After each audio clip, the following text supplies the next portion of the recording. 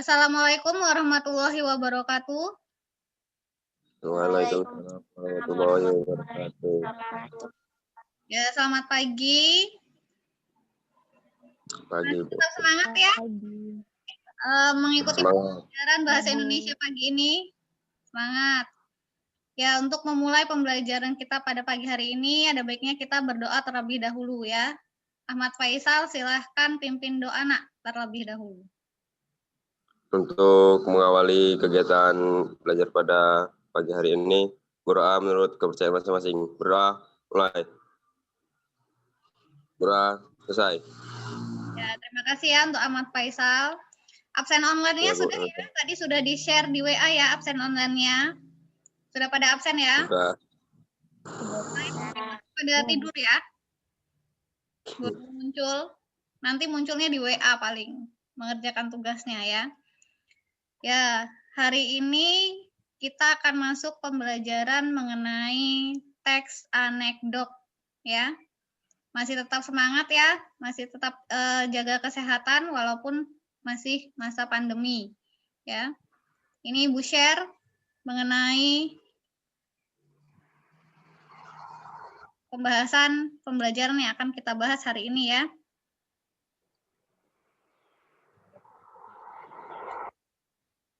Masih tentang pembelajaran bahasa Indonesia bersama Ibu Citra Puji Pramasanti ya.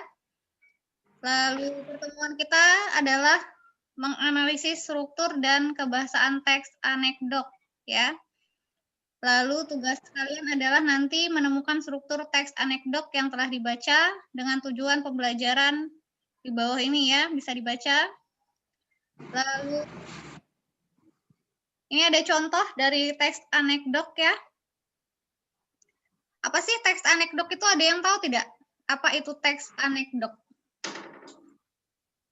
Teks anekdot adalah cerita singkat dan lucu yang digunakan untuk menyampaikan kritik melalui sindiran lucu terhadap kejadian yang menyangkut orang banyak atau perilaku tokoh publik. Ya, benar sekali ya Ahmad Faisal. Terima kasih untuk pengertian mengenai teks anekdotnya. Sudah benar sekali ya nak ya. Teks anekdot adalah cerita singkat dan lucu yang digunakan ya untuk menyampaikan kritik melalui sindiran lucu terhadap kejadian yang menyangkut orang banyak atau perilaku tokoh publik. Itu bisa dilihat ya pengertiannya. Lalu ini fungsi dari teks anekdot ini adalah menyampaikan kritik yang menyangkut orang banyak atau perilaku tokoh publik. Itu fungsinya. Lalu ada struktur dan kebahasan teks anekdot. Ada yang tahu struktur dan kebahasan teks anekdot? Ani Agnes? Silakan, Nak. Strukturnya abstraksi, orientasi, krisis, koda. Ya, abstraksi, orientasi, ya, krisis, dan koda. Nah, ini adalah struktur teks anekdot, abstraksi, orientasi, krisis, reaksi, dan koda. Ya, untuk pengertiannya bisa dilihat di mengidentifikasi struktur teks anekdot. Ini nanti Ibu share ya, sudah Ibu share kan di WA grup pembelajaran ya, dibaca. Abstraksi itu merupakan pendahuluan yang menyatakan latar belakang atau gambaran umum tentang isi suatu teks. Orientasi itu bagian cerita yang mengarah pada terjadinya suatu krisis, konflik, atau peristiwa. Krisis atau komplikasi merupakan bagian dari inti peristiwa suatu anekdot ya. Reaksi adalah tanggapan atau respon, koda adalah penutup atau simpulan, bagian akhir ya. Nah, dari contoh teks eksposisi tadi dengan judul aksi maling CCTV, kalian bisa lihat di bagian isi dan bagian strukturnya apa saja ya. Ini contoh dari struktur teks eksposisi dari contoh teks yang tadi Ibu contohkan ya. Seorang warga melapor kemalingan, itu dikatakan sebagai abstraksi atau bagian pendahuluan di awal ya, untuk membuka cerita, untuk membuka teks anekdot tersebut. Lalu ada kutipan percakapan antara pelapor dengan polisi. Ya, Pak, saya kemalingan. Lalu polisi menanggapi kemalingan apa? Lalu pelapor berbicara kembali, mobil, Pak, tapi saya beruntung, Pak. Ini namanya orientasi. Orientasi ini adalah bagian yang mengarah pada peristiwa atau kejadian, ya. Lalu ada krisis, masih percakapan polisi, pelapor, dan polisi kembali, ya. Krisis itu adalah kejadiannya bagaimana gambaran kejadiannya. Lalu ada reaksi. Reaksi itu tanggapan dari apa yang disampaikan. Kode itu bagian kesimpulan atau bagian akhir pada teks anekdot tersebut. Sudah sampai sini, sampai struktur ada yang mau ditanyakan?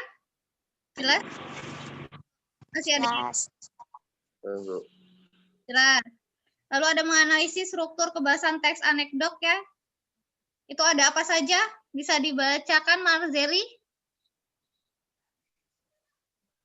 Menggunakan kalimat yang menyatakan peristiwa masa lalu, menggunakan kalimat retoris, kalimat pertanyaan yang tidak membutuhkan jawaban, menggunakan konjungsi, menggunakan kata kerja aksi, menggunakan imperative sentence, menggunakan kalimat seru.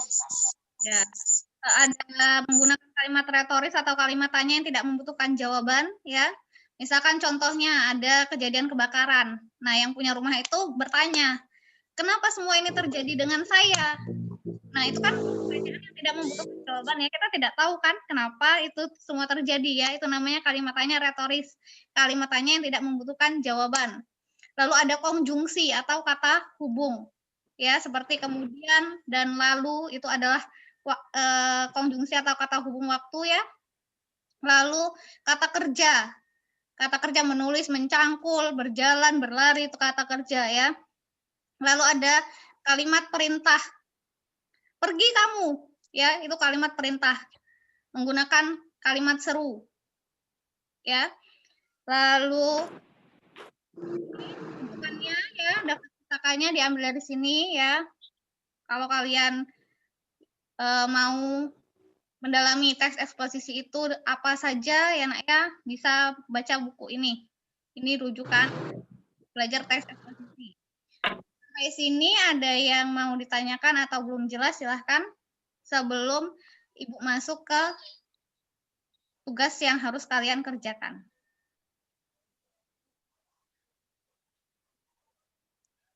Gimana?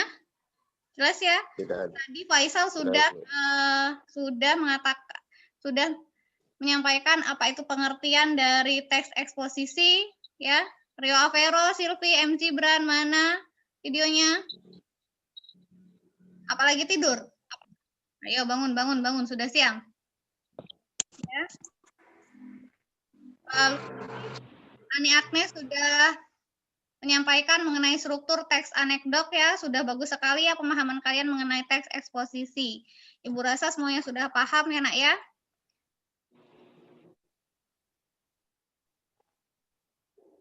Sudah paham, lalu ini ada latihan ya.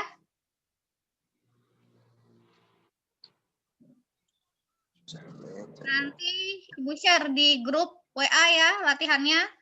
Ada langkah-langkahnya. Bacalah teks anekdot yang tersaji dengan judul kisah pengadilan tindak pidana korupsi.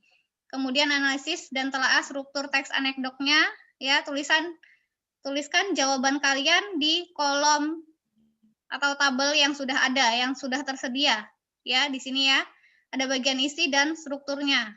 Ini ada abstraksi sama orientasi, krisis, reaksi, dan koda. Ya, itu strukturnya tadi. Halo, Rio Avero, masih ngantuk kayaknya ya? Iya, Bu, barusan bangun. Barusan bangun. Besok-besok. Barusan mandi. Barusan mandi? Ya ampun. Iya. Ya, tugasnya dikerjakan ya. Sampai sini ada yang mau ditanyakan? Atau sudah jelas? Sebelum Ibu mengakhiri atau menutup pembelajaran kita pada pagi hari ini? Jelas, Bu. Jelas. Jelas. Nah, jadi tugasnya Ibu tunggu dikirim ke WA grup ya. Silakan Ahmad Faisal untuk menutup. Rio Vero saja biar gak ngantuk ya untuk menutup pembelajaran, untuk berdoa. ya mengakhiri pembelajaran ini. Semua siap berdoa mulai.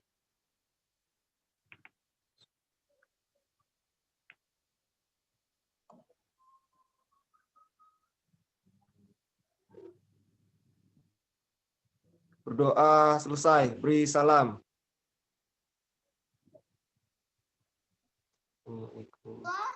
Ya, untuk mengakhiri pembelajaran kita pada pagi hari ini ya, sebelumnya Ibu memberikan motivasi sedikit ya dengan kalian.